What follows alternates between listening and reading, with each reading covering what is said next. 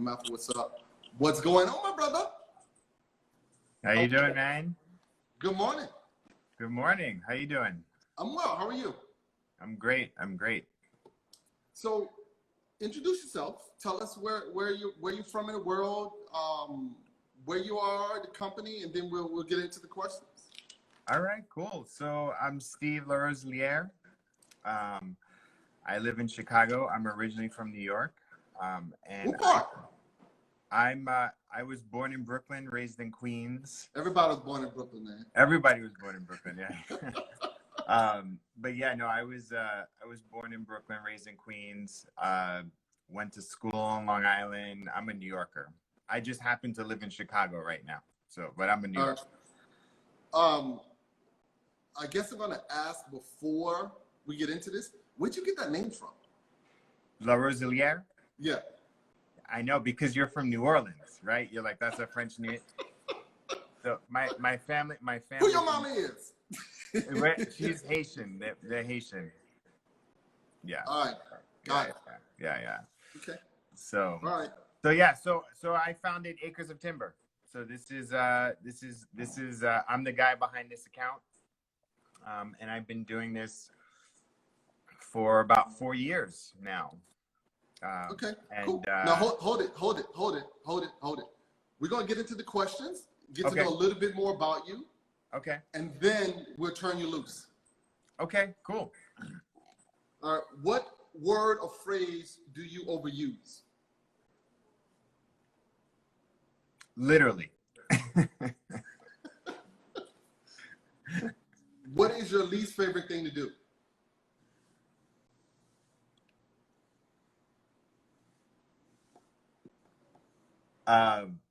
Pay bills. Let me tell you, it'll get you in trouble. Learn from my mistakes, not yours. Yeah. Well, other people pay the bills. I just don't want to write the check. So yeah. What is your most favorite thing to do? Have conversations with people that are passionate about what they do. Okay. What one thing would your spouse change about you?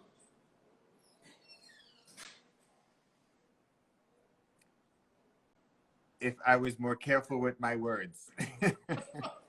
Yes. As people, we should all be, because words are very, very powerful. Words are powerful. And once they go out, you can't take them back. Yep. It's so true. What makes you tick?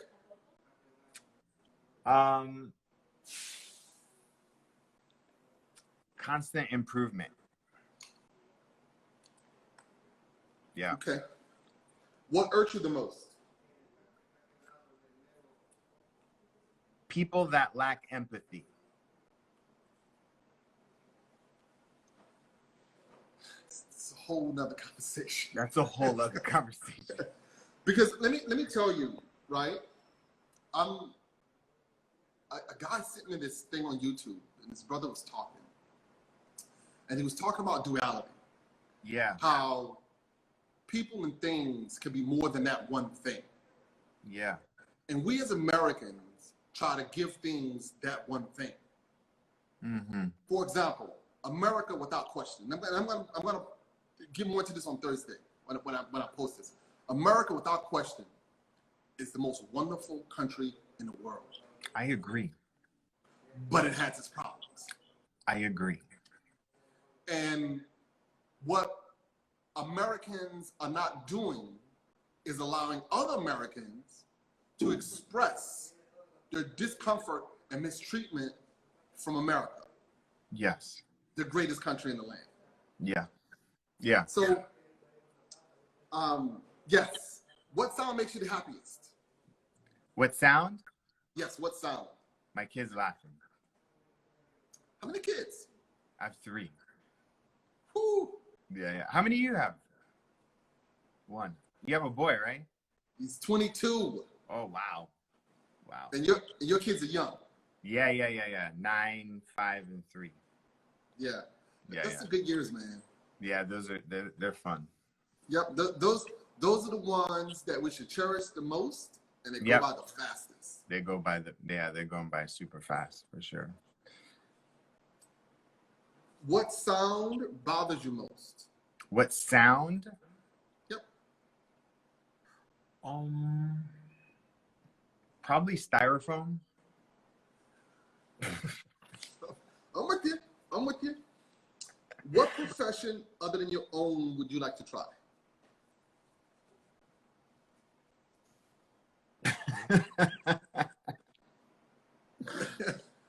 Which one? That's a crazy question. Because I straight up, it sounds crazy. You talk about watch your words. I want to be George Soros. I want to just have so much money that I could just put it wherever I want. I just want to just like. Just want to hide money.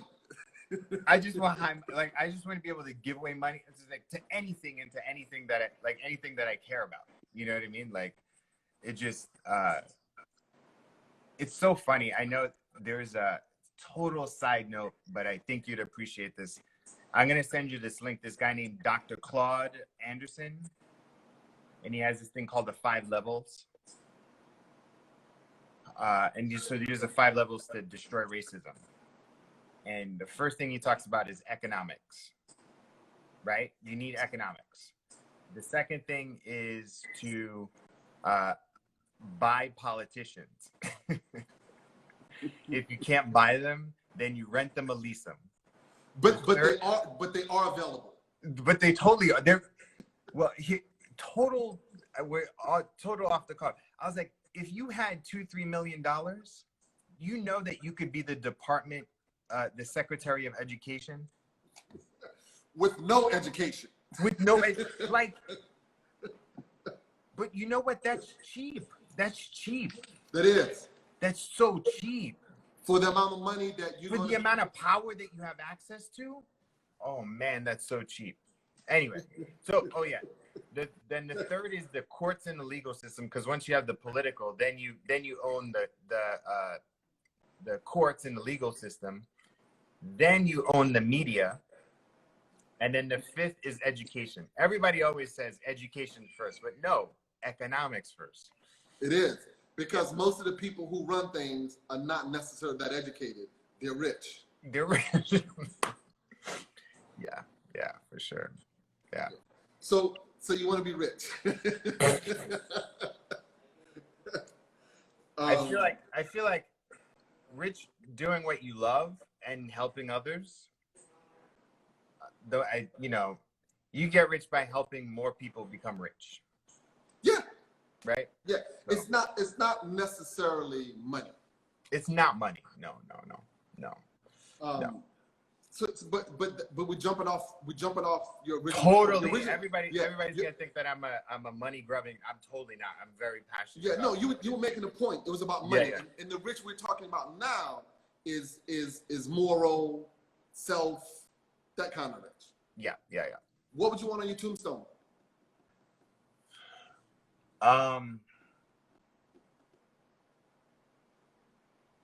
I helped others find their passion and purpose. Okay. What is it about your personality that drives your business?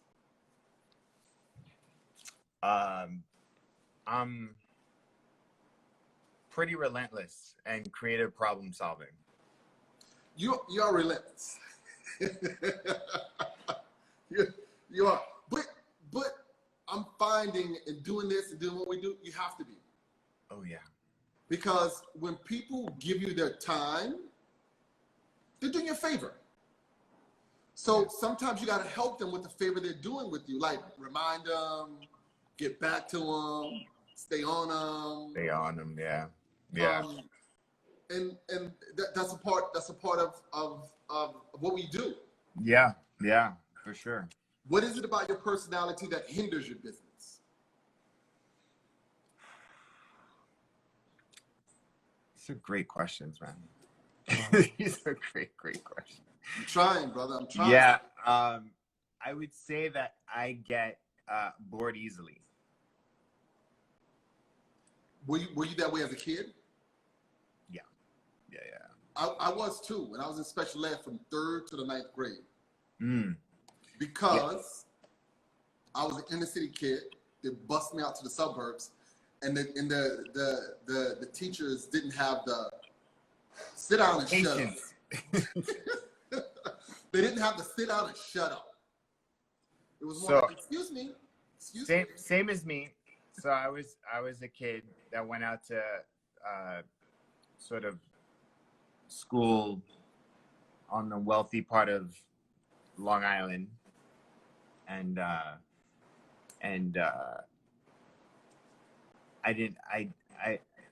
got into some trouble. I wasn't the best student, and so Okay, so let me ask you. yeah. Right?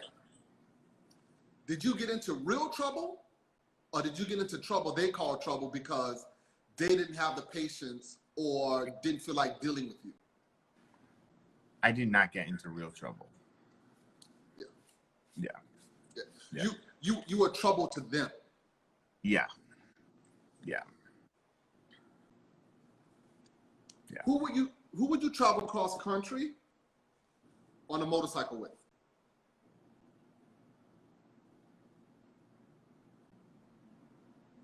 I mean, it's got to be my wife. That's the only person.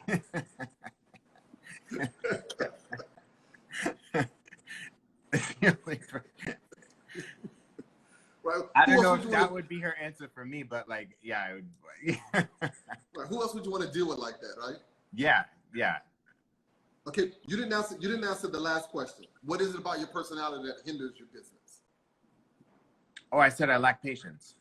I'm sorry. Yeah. All right. What was your favorite concert? Oh man. So I went to a club in New York City like many years ago, and it was like this hip hop club, and I was with some friends, and Jay-Z came on. But this was Jay-Z between his first and second album, a week before his second album came out. And that's when he was raw. That was before the money. Oh my God. And I got to see Jay-Z as like greatness, like right there. Yeah, it was pretty cool. That is pretty cool. Yeah. When was the last time you cried? Oh.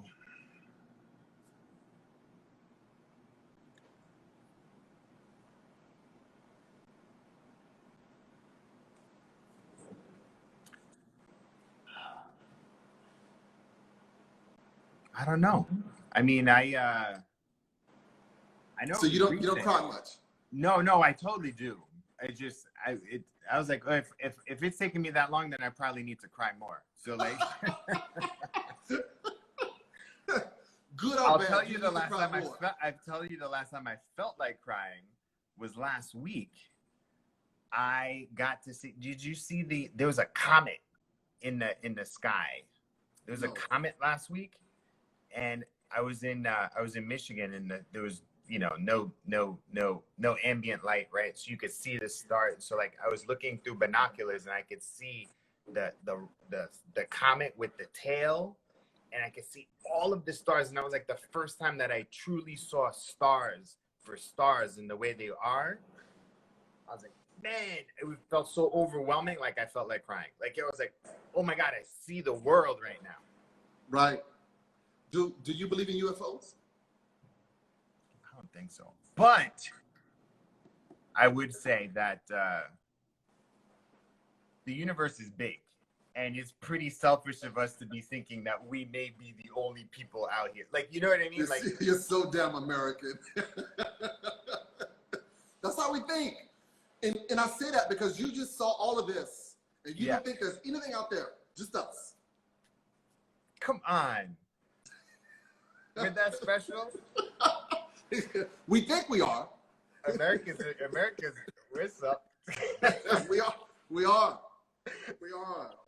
We're a different breed. We are. I love this country. I really wouldn't want to live anywhere else. No, I've been a few places. Yeah, I don't want to live anywhere else. Nowhere else. Because anywhere you go in the world, they don't want to come here. They don't want to come here. Well, the other thing that they do want to come here. So I was thinking, I was like, oh, where would I want to go? You know where I would go? where would you? So for me, I would think about like my escape plan. If there was to be an escape plan, would be Ontario, Canada.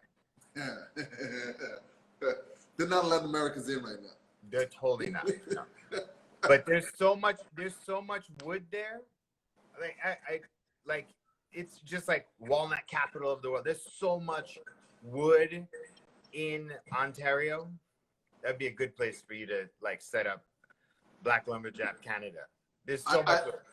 I think if God forbid, if I had to escape, yeah, I wouldn't be looking for wood.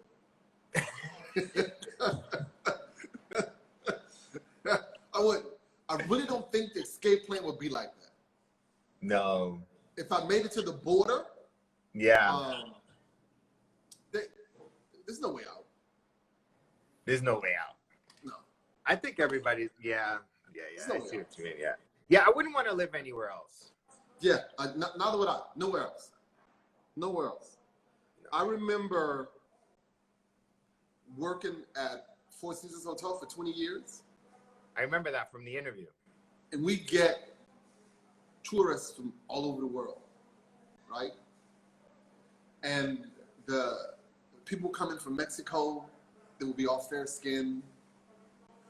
People will come in from Italy, they'll be all fair skinned. So I travel to these places. People don't look like that. I'm like, would they only let out the rich and beautiful out of their country? Yeah. But I mean, there's hunger, homelessness all over the world. All over the world. All over the world. And they in other places try to point their finger at us, but it's worse. It's worse. They've got like older hypocrisy and older sort of institutional issues than us. You know what I mean? Yes. Like, unless you're older. like blue, like royalty out there. You know what I mean? At least here, again, it's not perfect. But you can make a way. You can figure it out. But there's a better chance of people like us being able to be successful here than in anywhere else. Anywhere else. Anywhere else. What impact do you want to leave on the industry?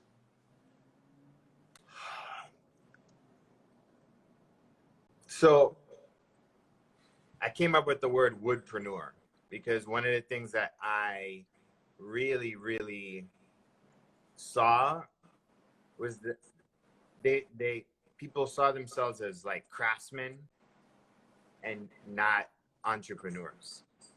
And you were actually one of the first people that you're like, I'm a businessman. You have to be. And this is my medium, right?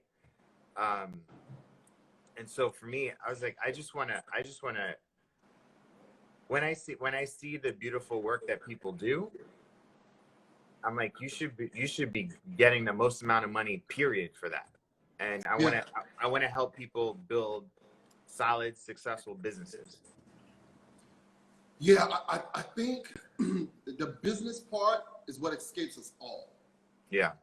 And you providing that is a need, because most of us that do this,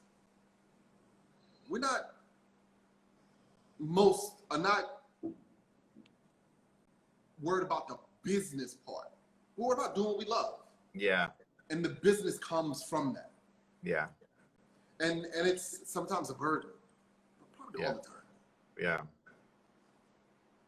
What was the most difficult time for your business, and how did you overcome it? You know, I think just figuring out like what I was going to offer and not getting attached to like, because I think for many times, even still, like you put out something and you may not get the sale, or people may not understand it. And it's really easy to give up, right? And so I think, how did I overcome it? By just listening more and not assuming that I know everything.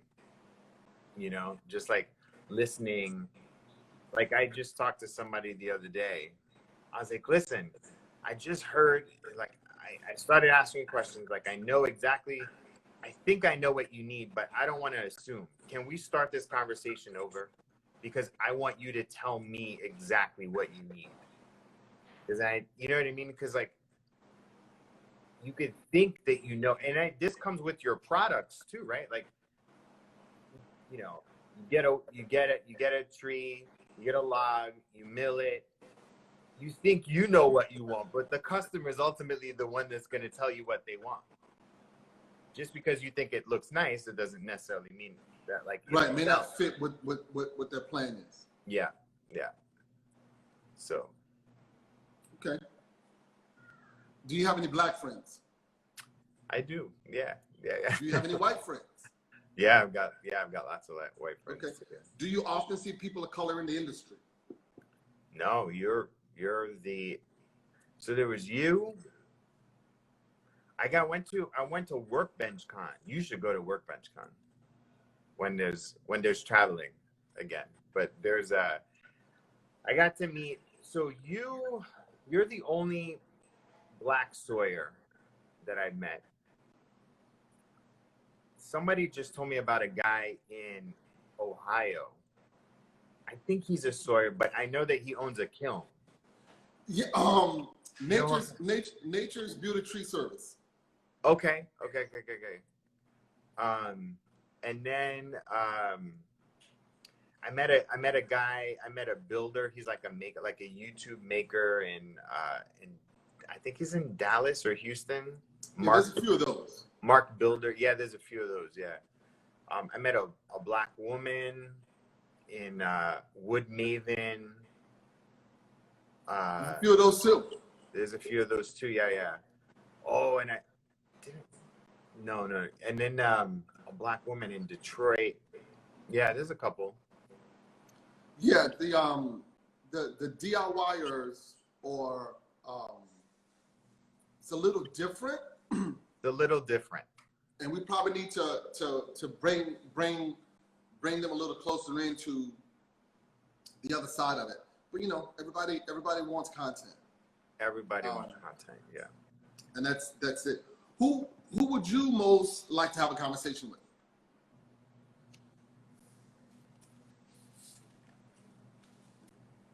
What's the purpose of the conversation?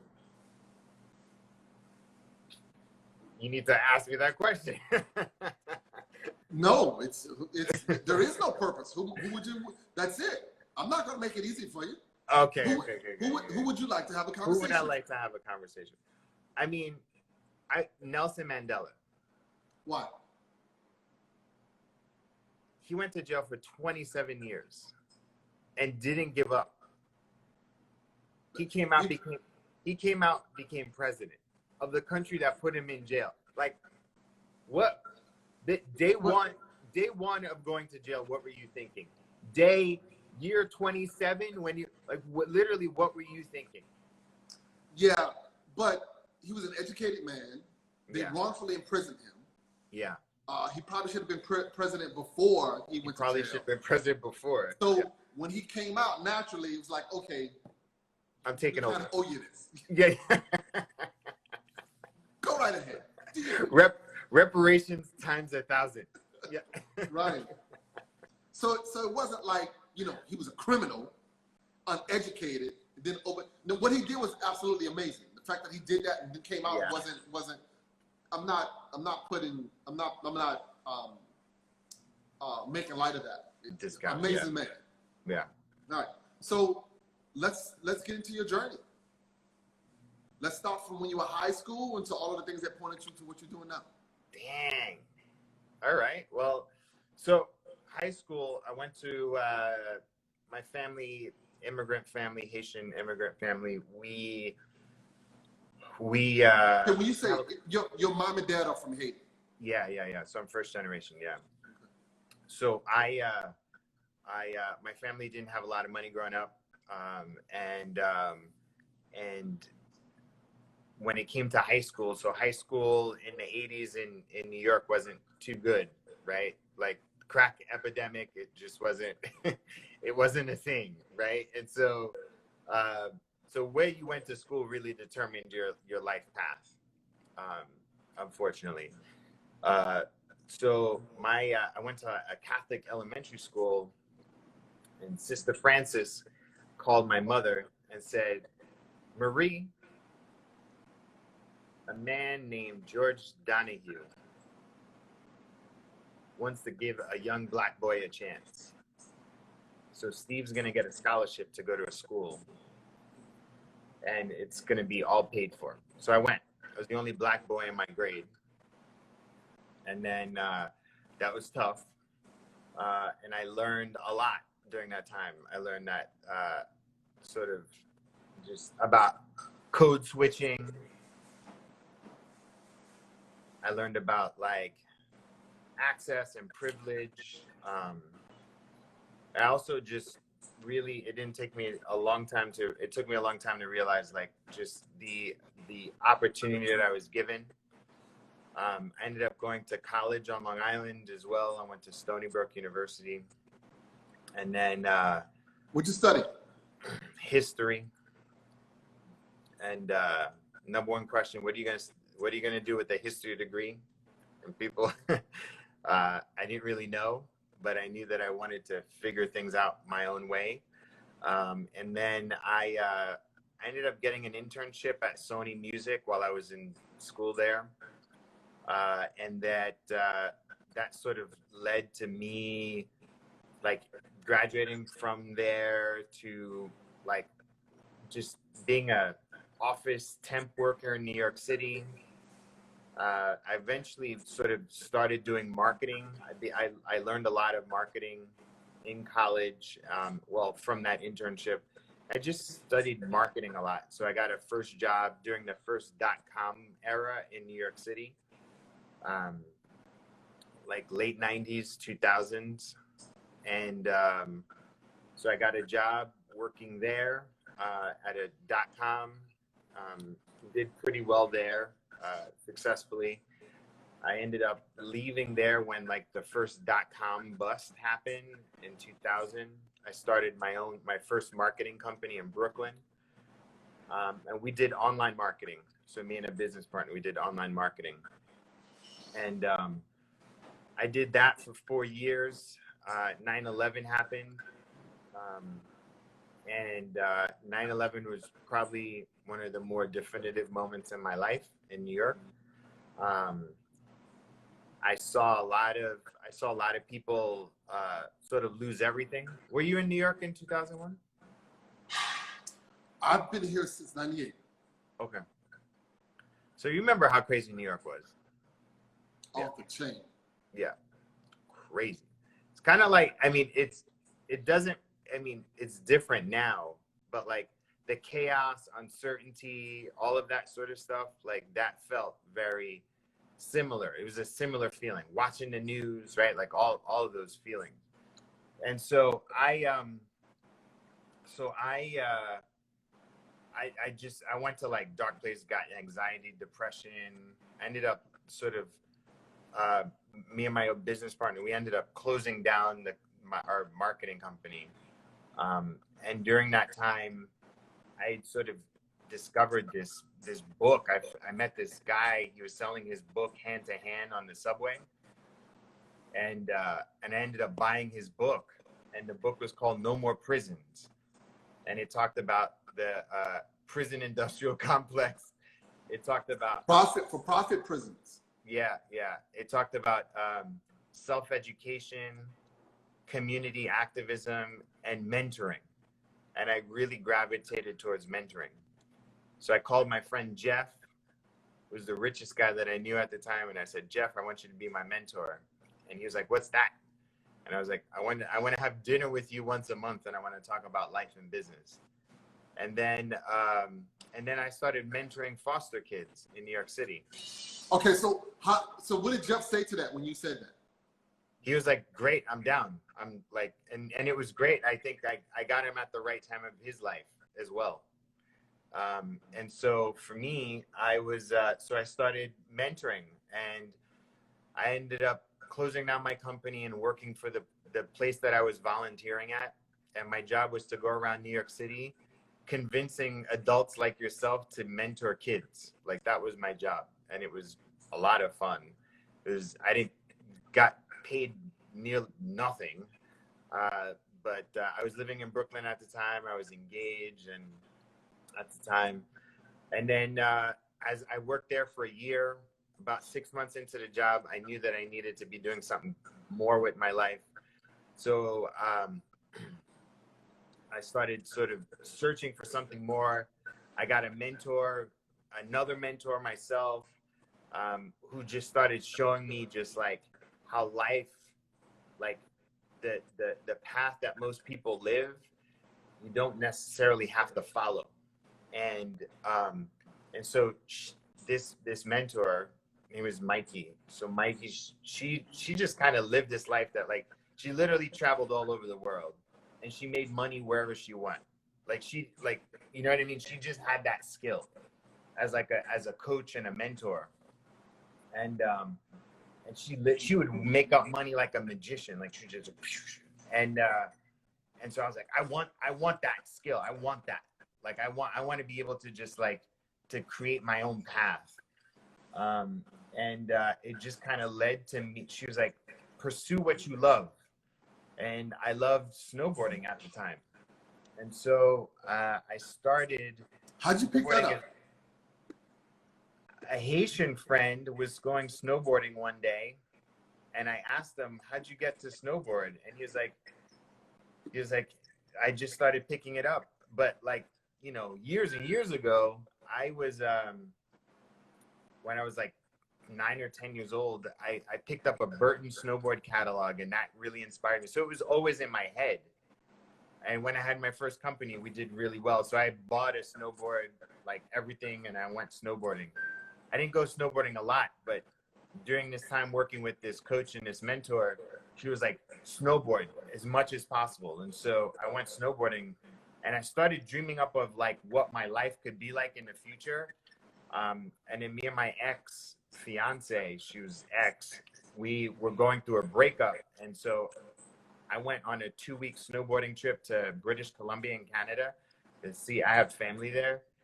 And it was, I went to this place called Whistler. It's like, I'm at like 10,000 feet up in the air, you know. Out west.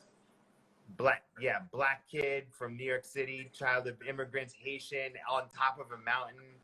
And I'm like soaking it all in. I'm like, the air is so thin. And the first thing that came out of my head was like, man, I wish the kid that I was mentoring was here. I really wish that he was here, like, because he never left New York City. I'd been always said, like, let's just go for a walk. Let's walk down the seaport. Let's just do something. And he never really wanted to do anything. And I was like, man, if he saw this, like, he'd lose his mind, right? Maybe. Right? Like, he never thought that. So I wanted to show him that life was different. And then the next thought was like, I should start a snowboard mentoring program. That's literally the next thought. So with the passion and a purpose that I never had before, I went out to start, at the time, the country's first snowboard mentoring program. It's still running to this day, and it's called Stoke. And so I've done that. We take inner city kids snowboarding, skateboarding, surfing. We also have after school programs. I've helped about 6,000 kids, and I've matched them up with about 4,000 adults. I've been doing that. I've done that for 15 years. And then, so 4 years ago, is it 4 years ago?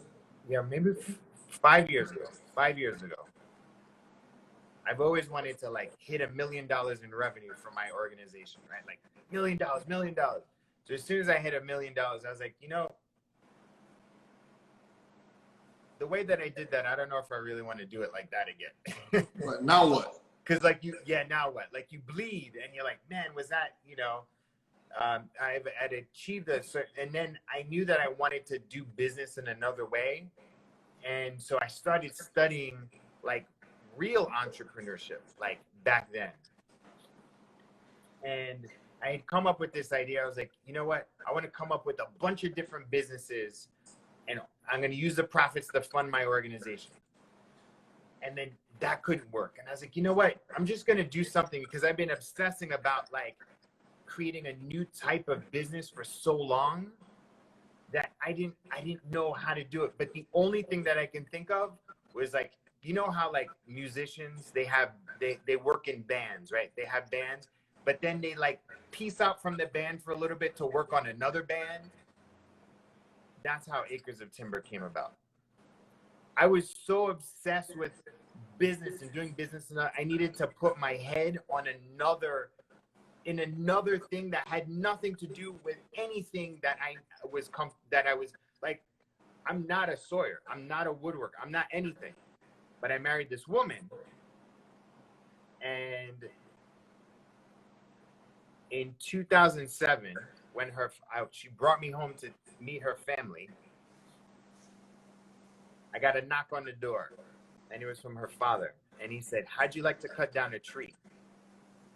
I was like, "Yeah."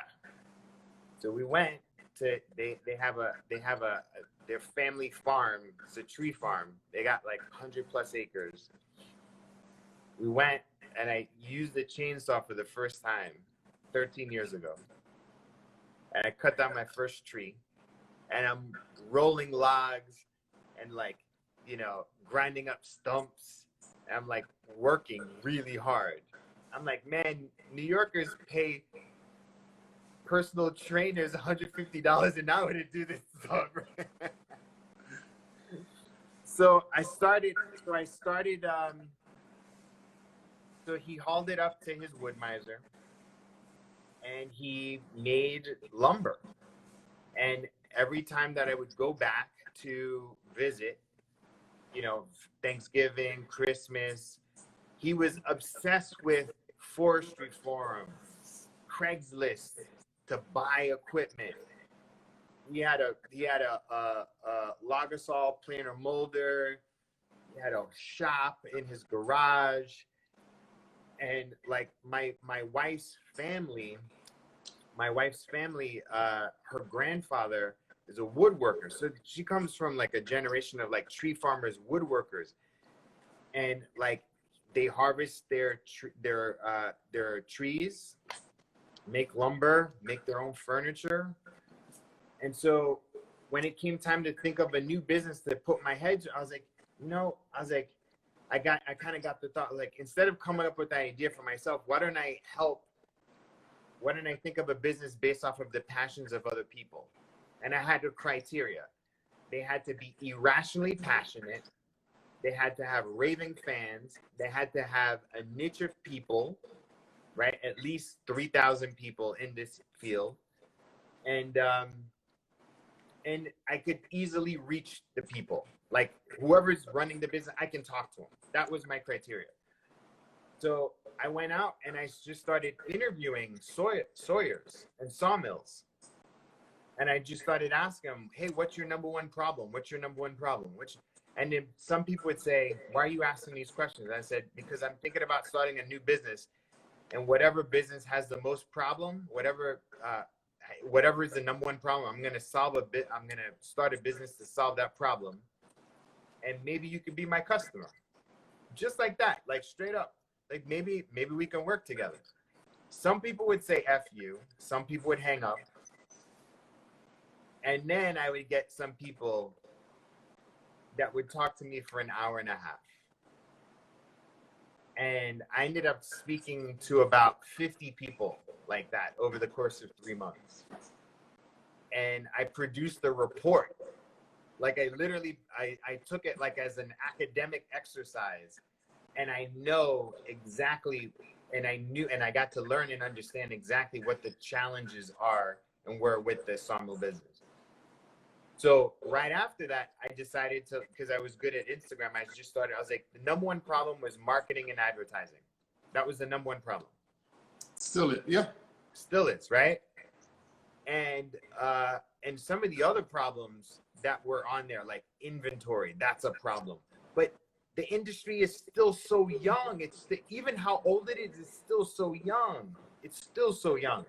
Yeah, I think you're right. It's old and young. It's old in its process, Yeah. and it's young in its process of making things efficient Yes. and technology. Yeah. Exactly. Because what has happened is you've had the same type of guy doing the same type of thing for so long until there hadn't been someone to walk in the door and be like, hey, let's do this with that. Different eyes on it. Yeah. Yeah. Yeah. So I started the Instagram account, and then like 4 months later, I started the podcast, and that was in 2016. And then right after that, who was the first person you interviewed on your podcast? Treg Sherman from Urban Timber. Okay. Now, where's he? URBN Timber. They're out of Columbus, Ohio. They're Sawyer, make tables. I don't know if you've seen them. They got like 55,000 followers. But yeah, he was my first one. I forgot who my second one was. But I got to interview a lot of people and got to know a lot of. I mean, I probably have over 110 interviews right now. I mean, but you doing 2 times a day for like 2 days a week, like you're gonna catch up real quick. So. I got about. I'll tell you. I'm gonna check the. So how many? Who was your last? So I took a couple months off, and I'm about to actually relaunch this week. But I can't remember. It's all good. Yeah. So I've done. It's YouTube says 87. That's amazing. But the first 4 or 5 were not counted. Okay. And here, Greg Pennington is not on here. I don't think any of Friday is on here. So we're probably at 94, 95. What possessed you to do this? A couple of man crushes. So there were some people, right, who do amazing stuff. Yeah. And I'm like, what was he thinking about when he came up with that? For sure. Yeah. Because I get off on figuring stuff out. Yeah.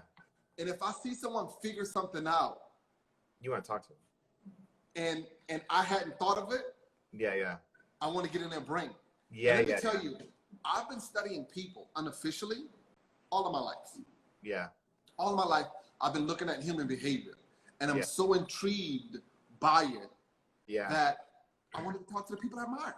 Yeah. And I'm thinking, okay, you've been able to do this, your business, whatever it is. It took guts, it took luck, it took hard work, it took all of these things, and I want to know, I want to hear about it. Yeah. And I'm like, I can't be the only one that wants to hear this. Yeah. There's got to be other people that want to hear this. Yeah. So I got in a group with about 20 to 40 people. I was like, hey, and these were the guys that I'm closest with. It was Ben Rios from Farm to Table, Martin Goebel, David Stein. Martin Goebel. Yep. Yeah. He's good. He's good. Yeah. He's the man. His stuff is beautiful. Yeah. Paul. Even the Farm to Table stuff is like dramatic. It's really. Yeah. Canadian Woodworks. Paul. Jack English. Caleb Woodard. And Tyler Dunsker. So I put all of them in the DM. Was like, listen, I want to do this, and everyone was like, yeah, great, let's do it. There were some people who never responded, but they were on it. Yeah, yeah. And the reason why I put it in the group was because I didn't want to reach out to John. John ignored me, then Tuesday started doing it. Yeah, yeah. And I had a couple of people do that. You wanted social proof. Yeah, I wanted. Yeah, and plus I didn't want anyone to steal it. Yeah. I didn't want anyone to copy me. So if I got 20 witnesses, yeah, I can launch it. Here's the 20. It's already started. Yeah. As opposed to one to one. And after that, I did the one to one. People would ignore me, and the next thing I know, they're doing the exact same thing. I'm like, damn, we could have done that. I could have been your first. But there's obviously market. Honestly, that's the thing too. It's like I actually thought because I've been doing the podcast for so long, I thought about like teaching people how to do their own podcast. Because here's the thing, it's kind of like, so you interviewed Jennifer Alger. Didn't you interview Jennifer from Far West Forest? Yes. Yeah. And when I first talked, she spoke about you, about us bringing this thing and certifying a lumber. Yeah. So she, her big thing is like, it's about cooperation and rising tides, right? Lifts all boats, right? Yep. And because I was not really ever like that. Like, cooperation, working with people. Like I just do my own thing, right? And people want to be down with it. They want to be. But in fairly new industries, you actually need more people around. Like in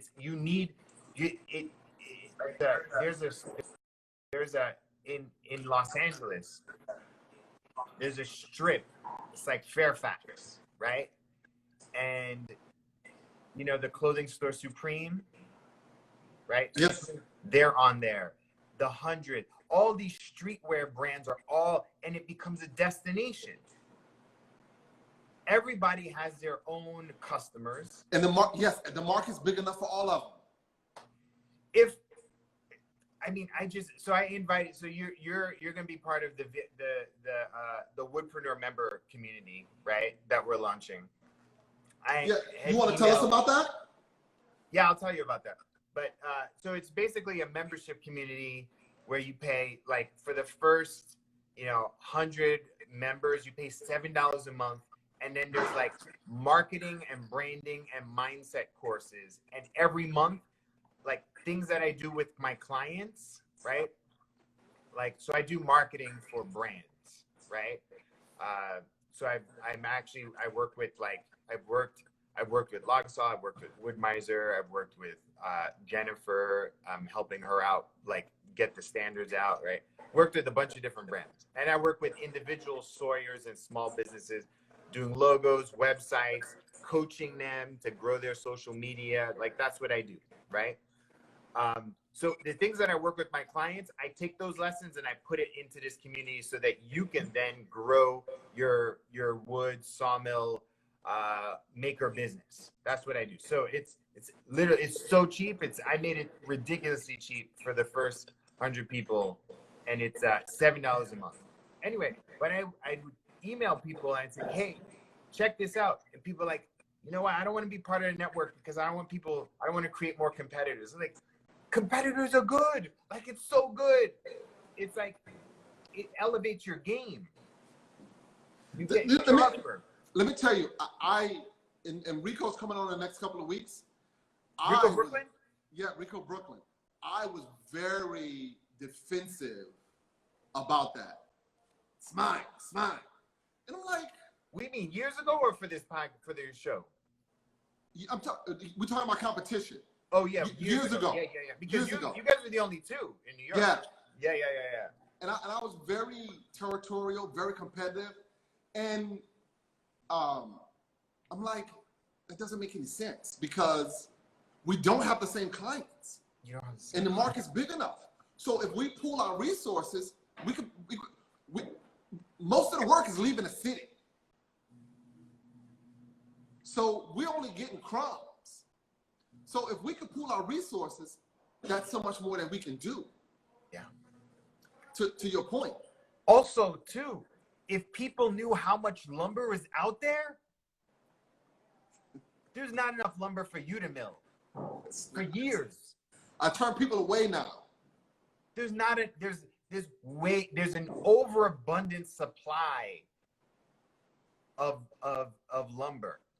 Yeah, if people what they have right now is a marketing problem. Not enough people know about it. Yep. And Ben from Chef to Table said this too. He said, we're cool, we talk to each other, we talk about jobs, and how often have we ever been on the same job? Maybe once. And it was a job that he and I both should have said no to. He used to be in New Jersey, right? Yeah, he was in Jersey. Yeah, so, that's the thing, is that there is room, the market can bear it, and people should work together. Yeah. So anyway, so that's what let's can we take a question? I want to give away a Woodpreneur t-shirt. Yeah, let's do it. So if somebody wants to ask a question, hey, I'll answer questions about growing your Instagram. I'll talk any about questions, shoot them. Closing sales. Any if anybody asks a question. So I didn't finish talking about that. So anyway, I started Instagram. I did the podcast, and then I started working with Sawyer's. My very, very, very first client was Tad Derrickson from TN Tree. He's got the big Lucas. Anyway, so I did his logo, I did his website, and then I coached him on social. And I use him as an example when you talk about if you go to his Instagram, he's doing everything right. He shows his product, he shows the process. He also what's that called? He also, if you look at his captions, you can tell that he loves what he does. He writes paragraphs in his captions to give you an indication as to truly how he connects with his product and his customers, Yeah, that's good. Yeah. And people want to hear the stories. People want to hear the stories. Somebody asked the question, I'm an old man who lives out in the woods. How can I make a living on Instagram? You can't really make a living on Instagram. Are you a woodworker? He does a little bit of woodworking. So what I would do is just start taking pictures every day from your of your process. Hop on Instagram stories, tell people what you're working on, show the process, and then about once a week, take a really good picture of your products and just ask people to DM you for a sale. It's hey, I'm selling this slab, or I'm selling this wood turn bowl, or I'm doing this. DM me if interested. But tell the process, and then people tend to also, if you post in the evening, that's why infomercials are at night, because that's when they get most of their sales, because your brain is weak, and so put out sales in the evening.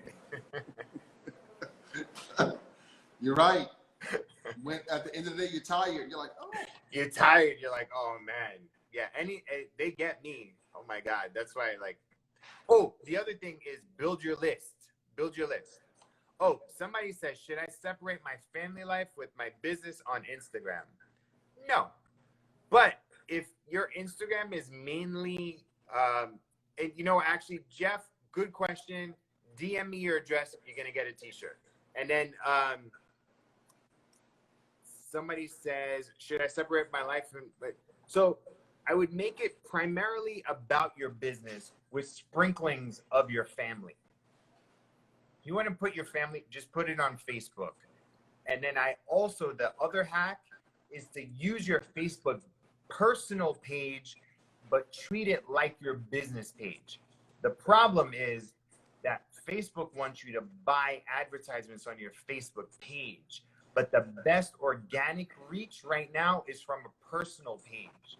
And you have up to 5,000 people that you can be friends with, but make sure that you're friends with your ideal customers only.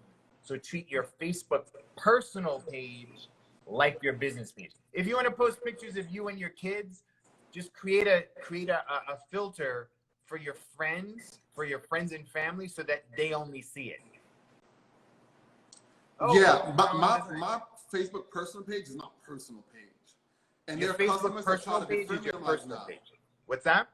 My Facebook page is more personal, and there are customers that try to be friendly, and I'm like, eh. You'd kill it though.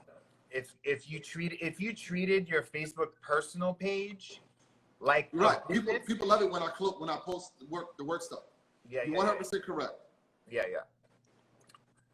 Okay, I'm getting ready to sell distant me during stick self metering for crowds. Okay. Brain is Matthew Collins. The Walt story. Oh yeah. So anyway. Nolini NYC, DM me. You're gonna get a T-shirt. I think that's it. I mean, any other questions? No, we got 1 minute left, so I think that covered it. Cool. Yeah, I mean, I think that the only other thing that I would say is that never underestimate the power of owning your own website and your own platform. Own your own and build your own email list of anybody that's ever contacted you ever about your products. Because here's the thing. This platform that we're on right now is not owned by us. I mean, I have 155,000 followers, but I don't own all of those followers. So do your best to start building your own list and to just keep in contact with anybody that's expressed interest in your business. Because yes, you can, if you're the lifeblood of any business is your customer list. And you can sell your equipment. You can sell your equipment, get some cash there, but your real thing is your customers. Yep. I 100% agree with you. Cool. Brother, thank you very much. much. It was really great to talk to you. Absolutely. Really, you know, your podcast was like one of my highest rated podcasts. Good. I appreciate I gotta get you back. I gotta get you on my podcast. Yeah. I'm gonna get you on the relaunch of the Woodpreneur, which is coming out this week. You say it, I'm on. For sure. Cool, man. Brother. Thank you. It's a pleasure. Thank you so much. I appreciate you so much. Have a good one. All right, yeah. Take care. Thank you. Bye.